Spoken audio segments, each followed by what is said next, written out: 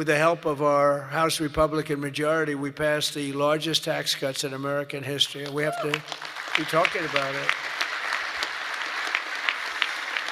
And with the great, big, beautiful bill, we delivered no tax on tips, no tax on overtime, and no tax on Social Security for our great seniors. And we did something else which is great that nobody ever talks about, Tom, and we have to talk about it. We made interest on auto loans fully deductible. That's never happened. We've never had that. You know, rich people always get deductions, but middle-income people, people that have to struggle a little bit, never did. But now they can deduct the interest paid against their taxes. We have one little proviso, and I put this on, it's very important, only if the car is made in America, all right? That's going to have a huge impact. That's going to have a huge impact. We passed the Trump accounts to give every child in America a head start on the American dream, and that's so good. It was, I'll tell you, the Dell family, Dell computer, put up $6,250 million. Think of it. He started with very little, nothing, very little. Started making computers on his bed, and he said, yeah, people started liking them better than the ones from the store. And he never stopped. And he can write a check for $6,250 million. He said, and his incredible wife, Susan, they said that's the best thing they've ever done. He's so proud. He's going to do it again. Going to do more. And we have a lot of other people. A lot of very rich people are doing it. A lot of people that aren't so rich are doing it. They're doing it for their kids, but it's turning out. So a young child turns 18 or 21, and all of a sudden they have $100,000 in the bank. What a difference that is between having that and having nothing. And it could be more than that. It could be a lot more depending on what happens with the world. And we passed 100% expensing and bonus depreciation on all new equipment, factory construction and investments, and that's what made our first term. We had the greatest economy in the history of our country in the first term. And this one's going to blow it away. Again, we had a little pause, but it's not a very big pause.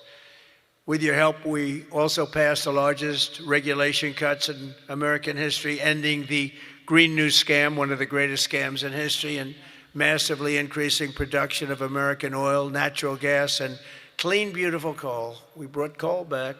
You're not allowed to say coal without clean, beautiful. Got to be clean, beautiful.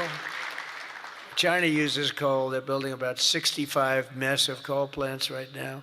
But China, great respect for China, but you know, they make all the windmills, right? The only thing they don't do is use the windmills. They make them. But try finding wind farms in China. There aren't too many of them. In my State of the Union address, I laid out an ambitious agenda that should be our roadmap this year, and it's starting with lowering the cost of living. You know, they gave us a mess. We inherited a mess, an absolute mess. And the mess was many things. They were bad with our military. They were bad with everything. I mean, I said, name one thing that they did right. They can't name one thing. But they also gave us very high prices. And then they said the word affordability. That's the first time I ever heard it. They said affordability. My first day in office, they said affordability. They're the ones that caused the problem, but we're really bringing down prices big. Do you notice you don't hear that word anymore, Mike? They don't say it anymore because we brought down prices so much. So our message is simple. Democrats created the high prices, and our policies are totally ending them, and they're ended, and we're doing better. We're even bringing them down further. They'll be way down, and we're bringing, you know, if you go back into the last period, I would say, I think it's 2.5 months, 1.7% inflation. 3 months, 1.45% inflation. Think of that. Whereas they had the highest inflation in the history, the single highest inflation in the history of our country. Now, you know, I always say this. They say 48 years, because I don't want the fake news to get me on this. They say it wasn't history, it was 48 years. That the inflation was the highest in 48 years. But I don't know, in some ways 48 years sounds even worse because it's very specific. You know? But they had the highest inflation probably in history, but in 48 years, we inherited that. One of the first targets must be the crushing health care We have to crush and take over the healthcare situation, which we can do. For the first time, we can do it since the passage of the Unaffordable Care Act. Big insurance companies have gotten rich. They've made money like practically no other companies have made, with our government giving them hundreds of billions of dollars, and their stock prices soaring to up to 1,700%, 1,000%, 1,200%, 1,600%, and even 1,700%.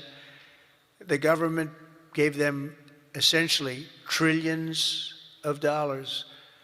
And I want that money to be paid to the person, not to the insurance company, and let them go out and buy their own health care. And people love it. People love it. You'll get better health care at a much lower cost, and they'll be sort of part of the system. But the money we spend is so much. We spend numbers that nobody could even believe. But the healthcare companies, because the Democrats are owned by the insurance companies, remember that, and so they have a problem. That's why it's hard to get it fixed, because they are totally owned and controlled by the insurance companies. Healthcare insurance, but the insurance companies themselves. So when you want to do something that's good for the people but bad for the insurance companies, it's very, very hard for them to go in a different way. Now, Republicans never do that kind of thing, right? You're owned by nobody, right? Nobody. See, a young girl up here say yes. Some of them are a little bit shaky, but they're Republicans. We love them. We love them anyway, right, Mike? But they are owned by those big, powerful insurance companies that are making a fortune, and it's hard to get them to do the right thing. They know what the right thing is. So we want the money to be paid directly to the people and let the people go out and buy their own health care. And people love it. They love it. We can own the issue. For the first time ever, Republicans can own that issue. I'm also asking you to take swift action to codify my most favored nation policy on drug prices, the biggest. That alone should win the midterms. We have, and I tell this story all the time, my first term, third year, I actually had a slight, it was 1/4% decline in drug price. First time in 28 years. I was so proud. I went home, told our great First Lady, who's now a movie star, I got the biggest, can you believe this? That movie was hot, and it is hot. She became a movie star. It was a good movie. But I went home and I said, you know, it's amazing. We do so well, we work so hard. This issue is the single biggest issue. Okay. I had a news conference, I'm embarrassed to say, a long time ago, my first term, third year, because I went up to a level that I did things that nobody's ever done. 28 years, I brought it down 1/4%.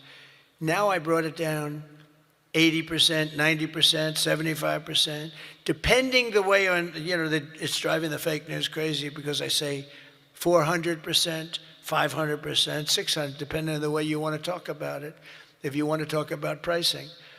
But using a conservative number, what we've done is we paid the highest price for drugs anywhere in the world, and now we pay the lowest price for drugs anywhere in the world. We are tied for the lowest price. Whoever has the lowest price, that's what we pay. And I did that through tariffs. We had a little disappointing decision, to put it mildly, from the Supreme Court. Terrible decision for the people, but the good news is I have lots of other ways of doing the same thing. I just have to work a little harder. They want me to work harder, but we're doing the same thing with a lot of work. But I used tariffs to get this, because I went to other countries. The drug companies were not easy, but I got them. And I said, we're not paying. We were paying for a pill $130 that in London and Germany and different places you'd pay $10. So we were paying 13 times more. They're paying $10, we're paying $130. And the drug companies, I called them in. We had a rough time, but it wasn't that bad. And they agreed, because they knew that I couldn't get the countries. You had to get the countries to approve it. And I called up, and you've heard me say this a couple of times, not often, but I called the countries up. I called up France. I said, Emmanuel, you have to cut your